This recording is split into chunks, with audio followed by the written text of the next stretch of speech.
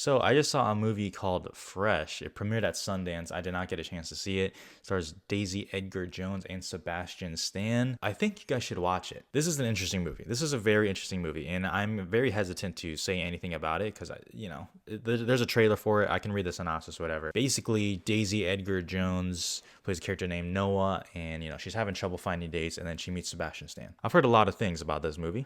In terms of the people I follow on Letterboxd, the person I've seen a rating as low as half a star, and I've seen a rating as high as 4.5. Fresh is pretty good. I like it. I like Fresh. I think this has a chance to actually be like a cult classic, if I'm being real. I know that's weird to say considering it, when I'm recording this, it hasn't even come out yet, but it has that feel to it that other movies do. You kind of got to know what kind of movie I'm talking about. Like, almost like, not because these movies are similar, but Jennifer's Body, like a lot of people really rallied around that movie as time has gone on, and now it is like viewed as like a classic. Obviously, for like, the movies are not the same and the reasons are not the same, but you know what I mean. Jennifer's Body, when it first came out, was not like a highly received movie. I don't even think a ton of people loved it off first watch, and I'm talking about general consensus.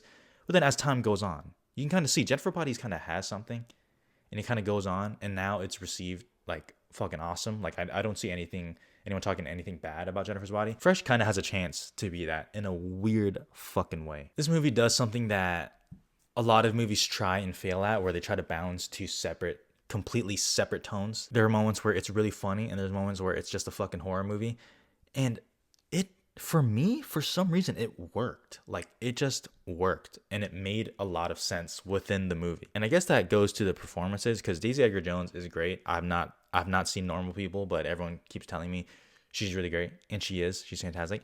Sebastian Stan. I'll admit, I'm not the biggest fan of Sebastian Stan, bars.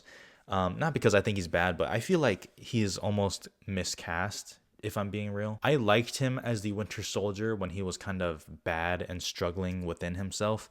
And now, with the whole Winter Soldier arc that has kind of gone through, it's just whatever. And some of his other roles, let's just look at the movie that came out this year, the 355. It's like, what are we doing? Mimi Cave, the director, finally unleashes Sebastian Stan in a role that I think he was just born to be, which is a charming and creepy fuck. That is what he should be, and that is what he is in this movie, and he is like actually fantastic. Like, he's really fucking good in this movie. This is like, I'll admit, I have not seen everything from Sebastian Stan. I have not seen the new Pamela Anderson, Pam and Tommy show, but I've seen a decent amount of Sebastian Stan's work. This is like easily one of his best ones. I'm not going to say best just because I haven't seen a lot, but easily one of his best. He is like perfect. He should, I'll admit, I'm sick. I'm kind of really sick and tired of like the Ted Bundy type movies, but Sebastian Stan, like, he's kind of right there. He plays that shit off almost too well. Like, so like charming, and he's like a handsome dude, and then but like still you can see there's something like fucked up in his head. That's why like the first Winter Soldier, I was like, oh, this is pretty good, because he's fucked up in the head. But he's fantastic, as is, like I said, Daisy Edgar Jones. She's great. It's hard to talk about this movie because I'm really not trying to spoil anything, because I didn't even see a trailer for this. All I knew is the poster, and it's not even this poster that I'm showing right now. I'll show like the cooler poster right now. Yeah, there you go. Now you see it. Let's go back to the other one. It kind of creeps me out. So because of that, I really went in pretty blind. I had some ideas about what kind of happened, but like, I knew Sebastian Stan was kind of like a weird person in this movie, but because I didn't see anything and I went in blind, this was like, I know it's weird to say when you see the movie, but this was like kind of fun. There are like moments where it's like very uncomfortable, and then like I said, it'll go to like something very funny.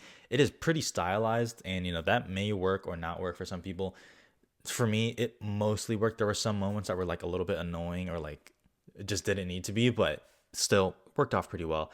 Honestly, I texted my girlfriend about this because she asked like how it was, and I was like, in a weird way, this is like a quirky movie.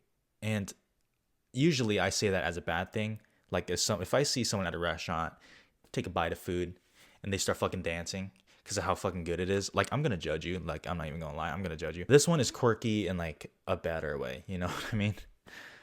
I'm so fucking stupid. But yeah, it's like I said, that contributes to why this movie's like kind of fun. Now, this movie isn't perfect. I think the third act kind of goes a little bit off the rails, which may even work more for people. For me, it was like kind of like I feel like we didn't really know how to end this story. It probably doesn't need to be as long as it is. Not that it's a long movie. I think it's less than 2 hours. But I feel like there were times where you can really feel they were like stretching the story out for whatever reason.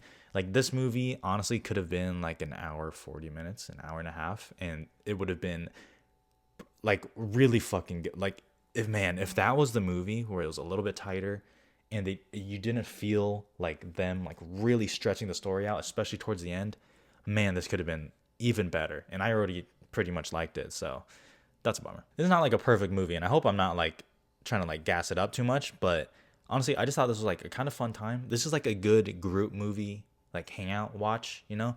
Why did I phrase that so weird? This is a good movie night movie.